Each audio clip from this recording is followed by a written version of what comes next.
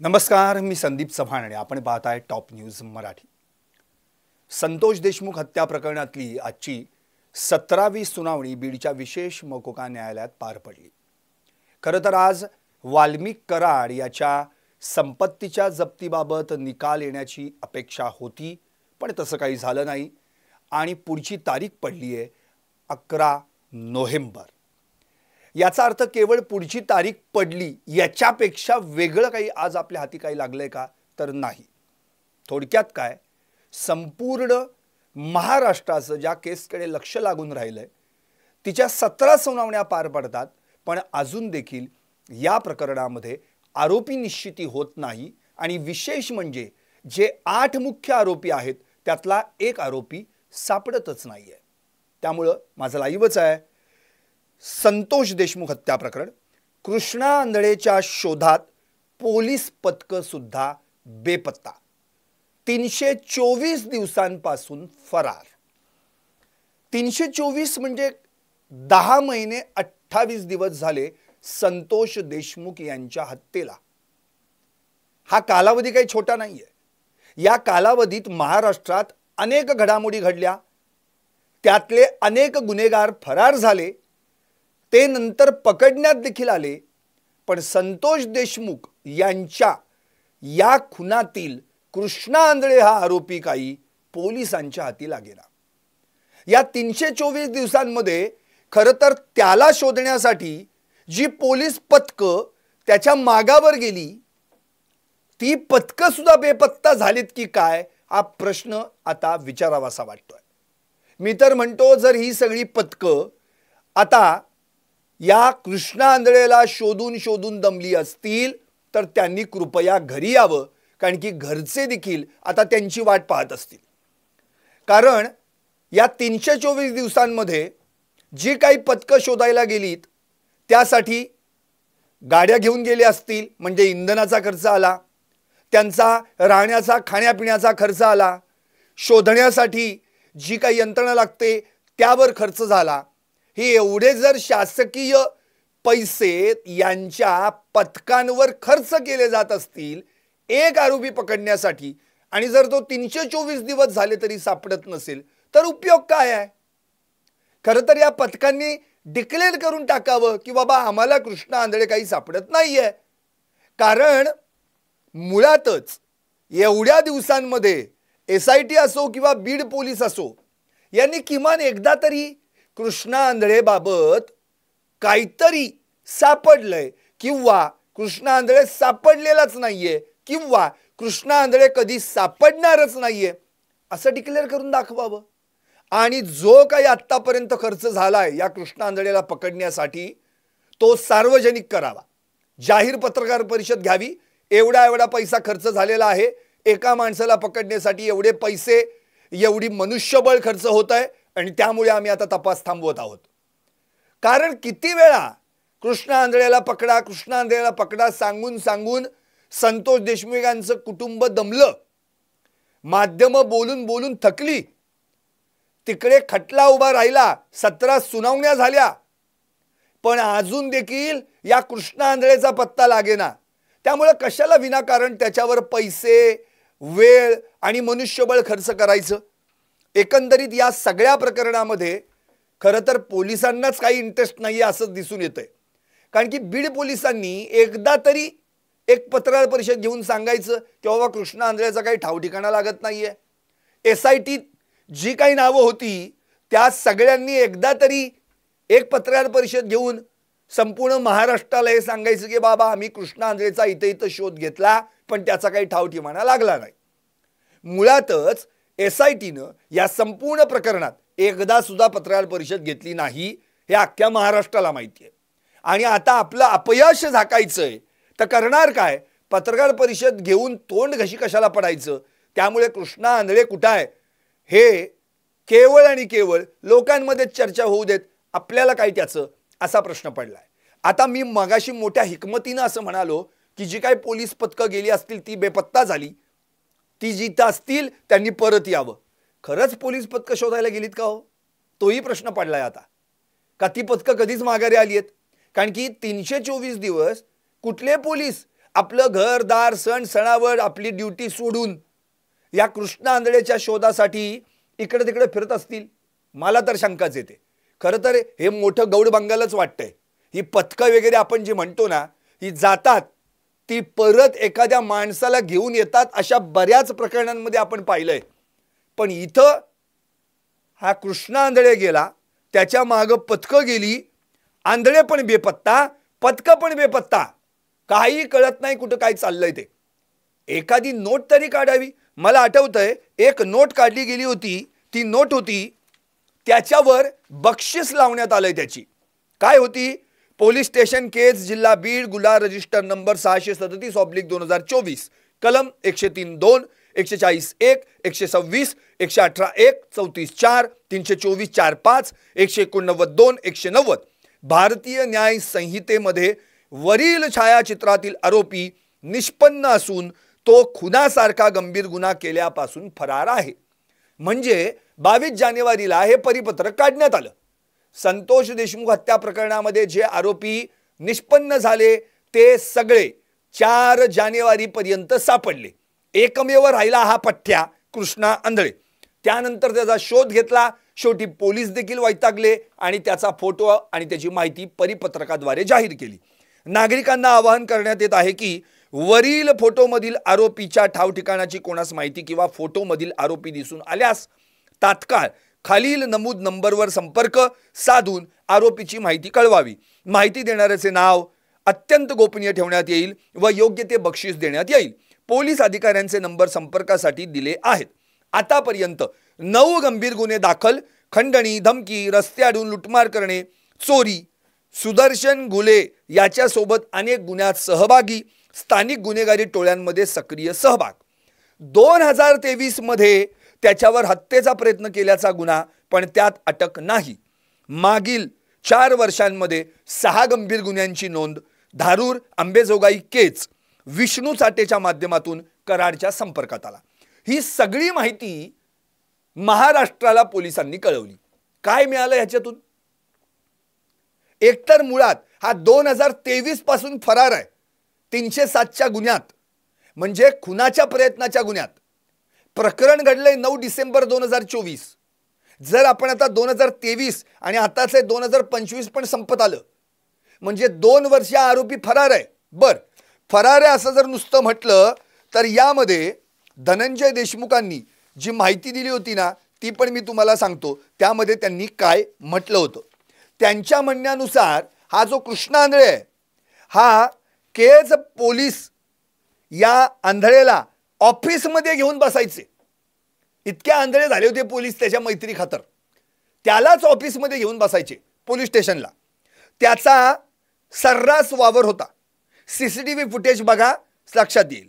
पोलिसांसोबत गाडीवर फिरताना त्याचे फोटो आहेत, व्हिडिओ उपलब्ध आहेत. तो फक्त कागदोपत्री फरार होता. त्याला फरार व्हायची काही एक गरज नव्हती, कारण पोलीसच त्याला आसरा देत होते. पोलिसांनीच याचं उत्तर द्यावं.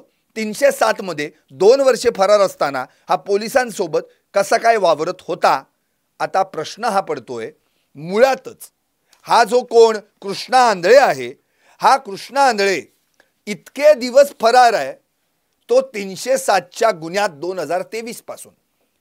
बर, त्याच दरम्यान त्याचा वावर केजमध्ये पण असायचा. सुदर्शन घुलेशी पण त्याचा संपर्क होता. विष्णू चाटेच्या संपर्कात जाऊन तो कराडच्या संपर्कात आला. दुसरी गोष्ट, या सुदर्शन घुलेनं आतापर्यंत अनेक गंभीर गुन्हे केलेले आहेत. पण मग 307 मध्ये फरार असताना त्याला पोलीस स्टेशनमध्ये बसवायचं, त्याच्यासोबत चहा पाणी करायचं, गाडीतून फिरायचं. मग जर तुम्हाला 307 मध्ये फरार असून सुद्धा त्याला पकडायचा नव्हता, तर मग त्याला फरार कशाला घोषित केलाय?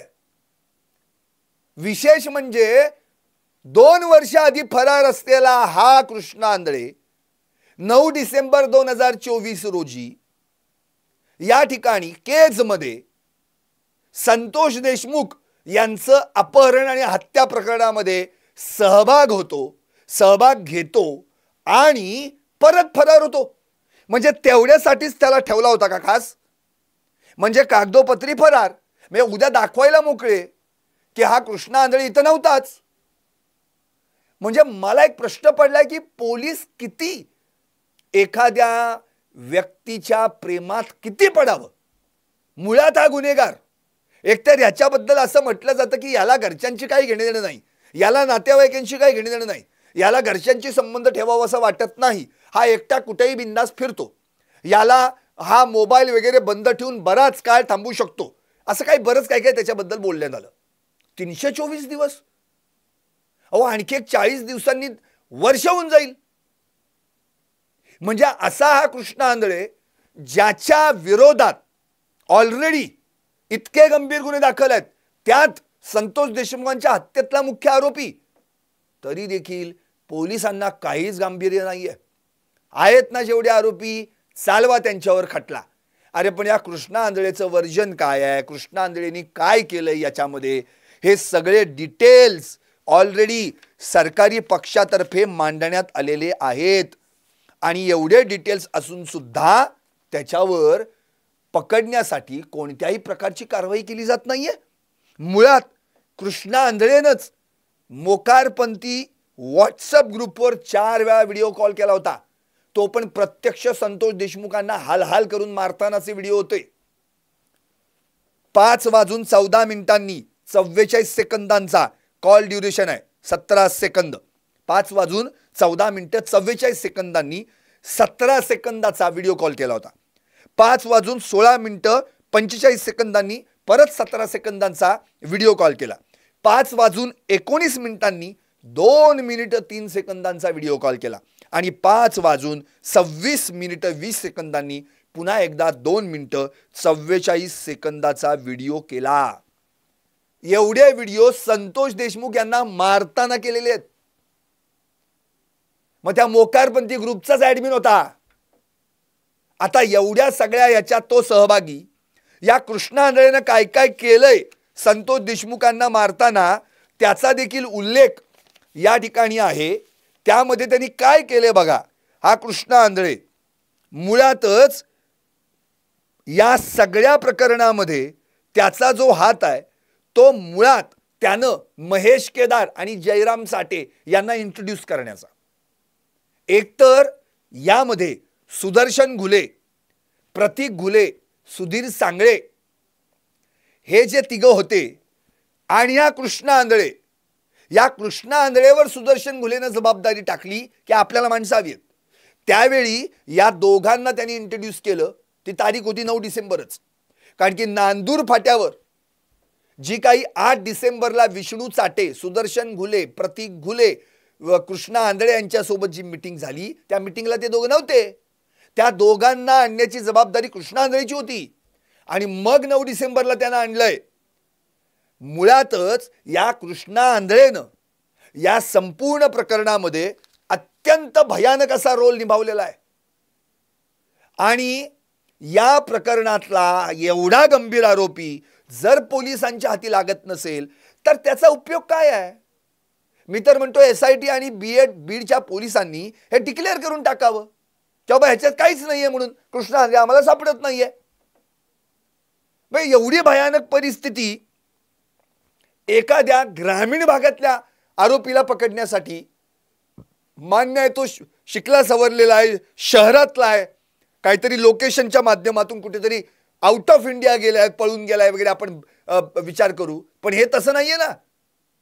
एका गाव खेड्यातला हा पोरगा, हा या ठिकाणी थेट धारूर मैंदवाडीतला, त्या ठिकाणाहून जो गायब होतो तो परत सापडतच नाही. बर, या प्रकरणामध्ये जर आपण क्रोनॉलॉजी पाहिली, आरोपी जे काही अटक झाले त्यांच्या क्रोनॉलॉजीवरून आपल्याला लक्षात येईल की कृष्ण आंधळे यानं कसं पोलिसांना आंधळं बनवलं. मुळातच हत्येला 324 दिवस पूर्ण झाले. 10 महिने 28 दिवस, 17 सुनावण्या झाल्या. पहिली केस कोर्टात झाली 12 मार्चला आणि आजची 28 ऑक्टोबरची बीडच्या विशेष मकोका न्यायालयात.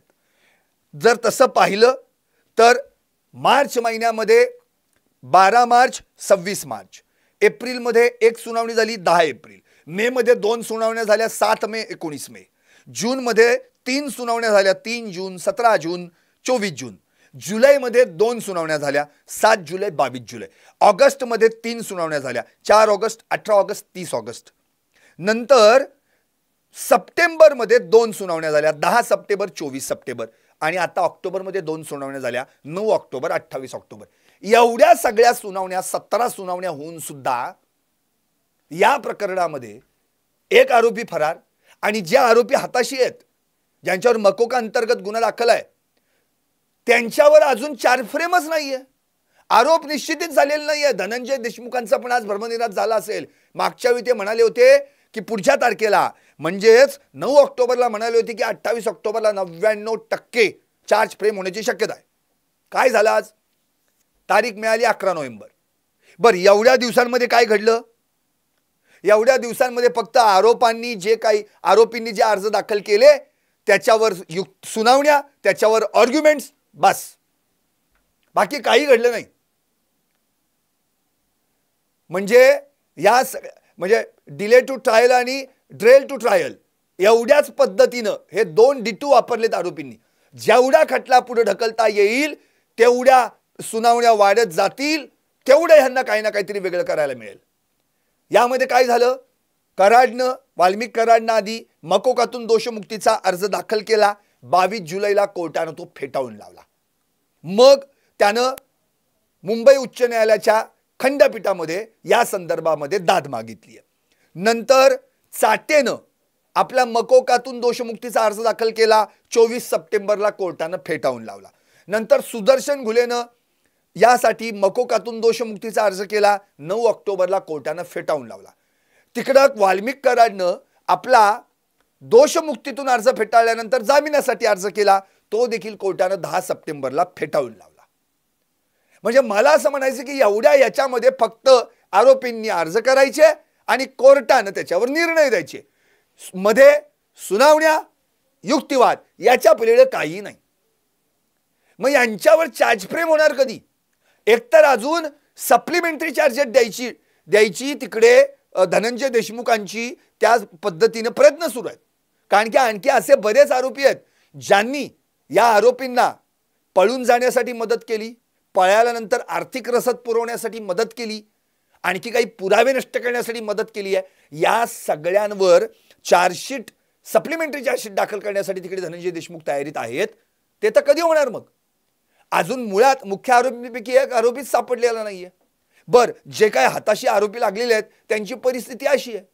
अजूनही वाल्मिक कराडची संपत्ती जप्त करायची की कशी या संदर्भात देखील निर्णय झालेला नाहीये. अजून उर्वरित जे आरोपी आहेत त्यांचे देखील अर्ज पेंडिंग आहेत, त्याच्यावर सुनावणी होणं बाकी आहे. त्यामुळं ही जी क्रोनॉलॉजी आहे हे पाहता केवळ सुनावणी, तारीख पे तारीख याच्या पलीकडे काही घडत नाहीये. 79 दिवसांनी 1400 पानांचं आरोपपत्र दाखल झालं आणि 12 मार्चला खटला उभा राहिला. तेव्हापासून आतापर्यंत फक्त आणि फक्त आरोपींच्या अर्जांवर सुनावण्या झाल्यात, बाकी काही नाही. या प्रकरणामध्ये आपल्याला आठवत असेल 9 डिसेंबर संतोष देशमुख यांची हत्या होण्यापूर्वी 3 दिवस आधी 6 डिसेंबरला सुदर्शन घुले, प्रतीक घुले, सुधीर सागळे आणि अन्य एक असे 4 जण आवादा कंपनीवर गेले. तिथं वॉचमनला जातीवाचक शिवीगाळ केली. त्या ठिकाणी तिथले अधिकारी जे होते कंपनीचे त्यांना धक्काबुक्की केली, त्यांना शिवीगाळ केली, मारहाण केली. आणि याच प्रकरणामध्ये जो गुन्हा दाखल व्हायला पाहिजे तो गुन्हा 6 तारखेला न होता 11 तारखेला दाखल झाला खंडणीचा, 12 तारखेला दाखल झाला अॅट्रॉसिटीचा. नंतर 8 डिसेंबरला खरं तर इथेच पहिल्यांदा पिक्चरमध्ये आले ते संतोष देशमुख. 6 डिसेंबरला ज्यांना कळलं की आपल्या गावातील वॉचमनला हे मारतायत, मग तिथं गेल्यानंतर संतोष देशमुख पहिल्यांदा ओपन झाले. त्या ठिकाणी ते ओपन झाल्यानंतर तिथे पहिल्यांदा आमनासामना झाला तो सुदर्शन घुलेचा आणि संतोष देशमुखचा. त्यावेळी सुदर्शन घुलेनं संतोष देशमुखांना धमकी दिली होती, तुला जिवंत सोडणार नाही. मग नंतर 7 डिसेंबरला विष्णू चाटेनं संतोष देशमुखांना फोनवरून धमकी द्यायला सुरुवात केली. अर्थात ते त्यावेळी लातूरला त्यांच्या गावी गेले होते. त्याच दरम्यान त्यांनी आपल्या फॅमिलीला पण सांगितलं. नंतर ते थेट 9 तारखेला पुन्हा एकदा बीडमध्ये आले, पण केजला गेले आणि तिथून दुपारी मस्साजोगला जाणार होते आपल्या घरी. त्या दिवशी त्यांचा उपवास होता. आईनं जेवण वगैरे करून ठेवलं होतं. पण संतोष देशमुख मस्साजोगला पोचूच शकले नाहीत, कारण उमरी टोल फाट्यावर त्यांचं त्याच वेळी दुपारी 3:28 अपहरण झालं. आणि मग पुढचा सगळा प्रकार आपल्याला माहिती आहे. हाल हाल करून या 6 जणांनी त्यांना मारलं. आता 8 ऑक्टोबरला म्हणजे मुळात ही पहिली धमकी जिथून सुरुवात झाली होती. पण 8 डिसेंबर रोजी, म्हणजे 6 डिसेंबरला घटना घडली, 8 डिसेंबरला जेव्हा या सुदर्शन घुलेला असं वाटलं की या संतोष देशमुखमुळं आपलं खंडणीचं काम अडकलंय, तेव्हा त्यांनी विष्णू चाटे आणि वाल्मिक कराडच्या कानावर घातलं. आणि मग या वाल्मिक कराडनं सुदर्शन घुलेला एक निरोप दिला. तो निरोप काय होता? कोणी आड आला तर भिकेला लावू, नाहीतर कोणती कंपनी खंडणी देणार नाही. जो आड येईल त्याला आडवा करा. विष्णू चाटेशी संपर्क साधा आणि त्याच्याशी बोला.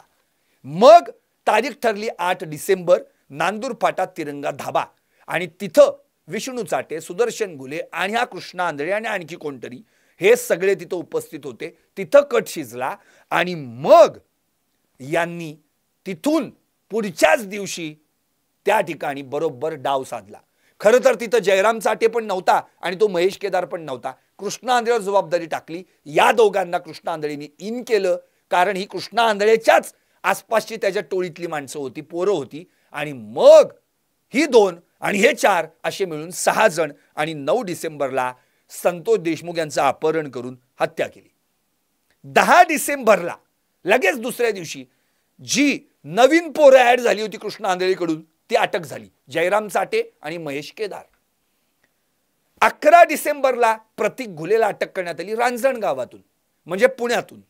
नंतर 18 डिसेंबरला विष्णू चाटेला अटक झाली. अर्थात त्याच्या आधी म्हणजे 9 डिसेंबरला संतोष देशमुखांची हत्या झाल्यानंतर तो आणि वाल्मिक कराड मिळून बोंबलत फिरत होते. कोण म्हणते मध्य प्रदेशला गेले, कोण म्हणते नाशिकला दिंडोरीला जाऊन आले, कोण म्हणते आणखी इकडे तिकडं. आणि मग वाल्मिक कराडला एकटाच बाजूला करून विष्णू चाटे आला आणि बीडच्या आसपास त्याला अटक करण्यात आली. 31 डिसेंबरला याच घटनेतला मुख्य आरोपी वाल्मिक कराड हा पुण्यातच शरण आला. CID ऑफिसला तो आला, शरण आला. त्याला ज्यांनी सोडलं, शिवलिंग मोराळे ज्या गाडीनं सोडलं, त्याची पण पुढे काही चौकशी झाली नाही. नंतर 4 जानेवारी 2025ला, म्हणजे हे सगळे सापडले हे 2024 मध्येच, पण नंतर 4 जानेवारी 2025ला 2 आरोपी सापडले, सुदर्शन घुले आणि सुधीर सांगळे. मुळात हे जे दोघे होते यांच्यासोबत जो होता तो म्हणजे कृष्णा आंधळे. म्हणजे कृष्णा आंधळेला खरं तर शेवटचं पाहिलं या दोघांनीच. आणि मग हे तिघे काही गुजरातला काही गिरनार पर्वतावर काही जाऊन आले, आणखी कुठं काही मुंबईला जाऊन आले, पुण्यात आले, असं बरंच काही काही घडलं. आणि यांच्या या टोळक्यामधून कृष्णा आंधळे सटकला. पण हे जे दोघे सापडले हे सापडले त्या डॉक्टर संभाजी वायबसेमुळं. त्याच्याकडनं ती टीप मिळाली आणि तो यांना ट्रान्झॅक्शन करून रसदही पुरवत होता अशी देखील माहिती पुढे आली. संभाजी वायबसेचंही पुढे काही झालं नाही, फक्त चौकशीसाठी ताब्यात घेतल्यानंतर सोडून देण्यात आलं. आता सुदर्शन घुले आणि सुधीर सांगळे यांना पण पुण्यातूनच अटक झाली. वाल्मिक कराड पुण्यात शरण आला. तो प्रतीक घुले रांजणगाव म्हणजे पुणे जिल्ह्यातूनच त्याला अटक झाली. आणि सुदर्शन घुले आणि सुधीर सांगळे हे देखील पुण्यातूनच अटक झाले. म्हणजे यांचं पुण्याशी काय कनेक्शन आहे हा तर वेगळाच मुद्दा आहे. बर, हे सगळं झाल्यानंतर या सगळ्या आरोपींवर 14 जानेवारीला मकोका अंतर्गत कारवाई करण्यात आली. आता तेव्हापासून जर आपण पाहिलं इथे आरोपी संपले का? नाही. एक आरोपी राहिला होता, तो म्हणजे कृष्णा आंधळे.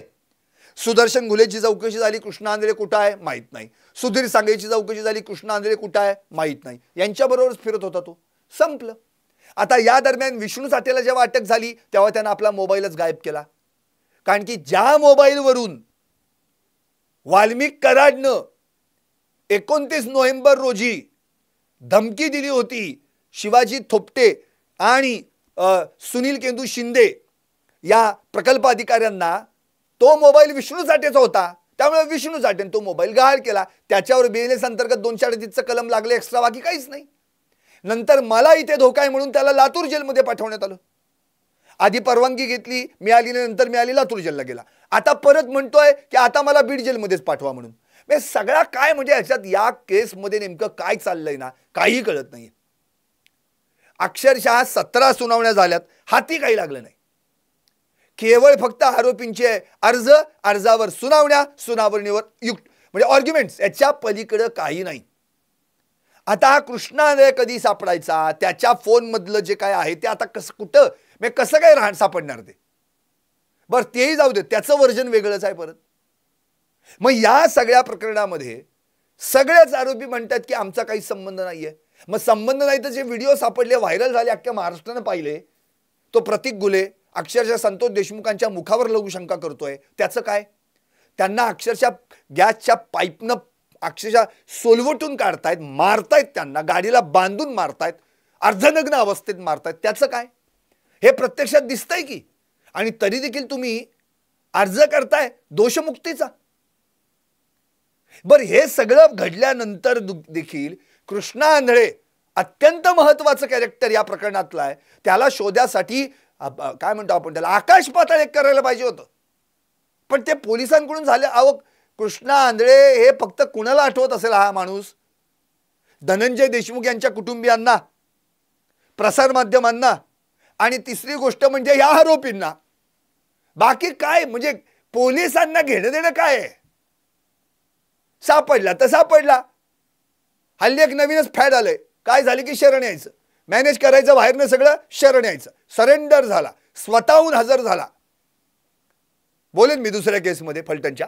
पण मुळात प्रश्न आहे की या सगळ्या प्रकरणामध्ये जे काही हाती लागलेलं आहे त्यात स्ट्रॉंग एव्हिडन्सेस आहेत, सर्कमस्टन्शियल एव्हिडन्सेस आहेत, फॉरेन्सिक एव्हिडन्सेस आहेत, डिजिटल एव्हिडन्सेस आहेत. पण जर कृष्णा आंधळे सापडला तर आणखी ही केस स्ट्रॉंग होऊ शकते. आणि हा जर असाच फिरत राहिला, इकडे केस चालूच राहिली, तर काय घेणं देणं पडले लोकांना? अहो पण ज्यानं मारला आणि ज्याचा माणूस गेलाय, त्यांचा जीव तळतळतोय, तुटतोय, त्याचं काय? त्या बाबतीत कुणी बोले ना? अहो आत्ता नुकतीच दिवाळी होऊन गेली, कशी साजरी झाली असेल दिवाळी यांच्या घरी? संतोष देशमुख यांच्या घरामध्ये दिवाळी कशी साजरी झाली असेल? अहो सगळंच सुना ना, वैभवी असो किंवा विराज असो, अहो आपला बापच नाहीये, काय दिवाळी साजरी करणार? ज्या बापाकडे आपण फटाके मागायला पाहिजेत, ज्याच्याकडे छान छान कपडे मागायला पाहिजेत, ज्या आईनं चांगला फराळ तयार करून घेतला पाहिजे आणि मग सगळे एकत्र बसून फिरायला जायला पाहिजे, काही नाही, सगळं सुन सुन. कारण की धनंजय देशमुखांनी त्यांची आठवण सांगितली, आम्ही सगळे लवकर उठायचो पण आमचा भाऊ मात्र उशिरा उठायचा. त्याचं कारण असं, उशिरा उठायचा म्हणजे दिवाळीच्या तयारीसाठी नाही, तो जायचा ते गावातल्या पोरांना पहिल्यांदा फटाके द्यायचा, आणून फटाके द्यायचा, त्यांना वाजवण्यासाठी फटाके पुरवायचा. एवढी सगळी त्याची गावामध्ये एक प्रकारची अशी भूमिका होती की जशी माझी मुलं आहेत तशी या गावातली सगळी जी आहेत ती गुण्यागोविंदानं नांदली पाहिजेत आणि त्यांना चांगल्या प्रकारे या दिवाळीच्या सणाला देखील खायला प्यायला मिळायला पाहिजे, त्यांनाही आनंद लुटायला मिळायला पाहिजे. पण काय करणार, नेमके वडीलच नाहीत, करणार काय? असा प्रसंग या ठिकाणी त्या घरावर गुदरला. विशेष म्हणजे आज म्हणजे आत्ता यावेळच्या दिवाळीचा विशेष जेव्हा तिने सांगितलेला आहे की वडील असताना वडील गल्लीतल्या लहान मुलांना आणि आम्ही सर्वजण जाऊन फटाके द्यायचो, पण यावर्षी गावात फटाक्यांचा आवाज क्वचितच ऐकायला मिळाला. वैभवीचं वाक्य आहे, इथून पुढे दिवाळीचा आनंद भेटणार नाही असं वैभवी म्हणाली. सध्या सुट्टी आहे आणि माझ्या वडिलांचं स्वप्न पूर्ण करण्यासाठी मी शिक्षण घेतेय. माझ्या वडिलांना लवकरात लवकर न्याय मिळावा अशी अपेक्षा असल्याचं मत वैभवी देशमुखनं व्यक्त केलंय. तिने आणखी म्हटलंय, दिवाळीच नाही तर कुठलाच क्षण भावाच्या आठवणीशिवाय जात नाही असं धनंजय देशमुख म्हणालेत. आमचा आकाशा एवढं सुखच हिरावून घेतलं गेलंय, आम्हाला कुठल्याच सणाला काहीही करायची इच्छा राहिलेली नाही, आम्ही एकमेकांना बळ देत आहोत बस. संतोष देशमुख यांचे बंधू धनंजय देशमुख हे सांगत होते, आम्ही सगळे दिवाळीत लवकर उठत असू, मात्र भाऊ काही लवकर उठत नव्हता. सगळ्या गावातील लहान लेकरांना फटाके वाटत असे. आमच्या घरी दिवाळी निमित्त फराळ अल्पोपहार देत असे. 28 तारखेच्या सुनावणीत या प्रकरणात आरोप निश्चिती होईल असा विश्वास आहे, असं ते म्हणाले. काय झालं? आज पदरी निराशाच पडली ना. इतकंच नव्हे, कृष्णा आंधळे 2 वर्ष फरार होता, इथेच बोंबलत फिरत होता. पण या प्रकरणात तो फरार असल्यापासून पोलीस मात्र त्याचा शोध घेत नव्हते. हे दुर्दैव आहे. आता तुम्हीच मला सांगा, अशी जर परिस्थिती या घरावर आली असेल तर काय करायचं? आपल्या वडिलांना मारणाऱ्या आरोपींपैकी एक आरोपी वर्ष होत आलं फरार आहे. अजूनही जे पकडलेले आरोपी आहेत त्यांच्यावर आरोप निश्चिती झालेली नाहीये. अशावेळी त्या घराला काय वाटत असेल? कसली दिवाळी हो आणि कसला दसरा. कारण की त्यांच्या घरातला आनंदच हिरावून गेला. कुणाचा पती गेला, कुणाचे वडील गेले, कुणाचा भाऊ गेला, का कुणाचा मुलगा गेला आणि अख्ख्या गावचा सरपंच गेला. त्यामुळे अशा संतोष देशमुख हत्या प्रकरणातील अत्यंत महत्त्वाच्या आरोपीला शोधता शोधता आमचे पोलीसच बेपत्ता झाले काय?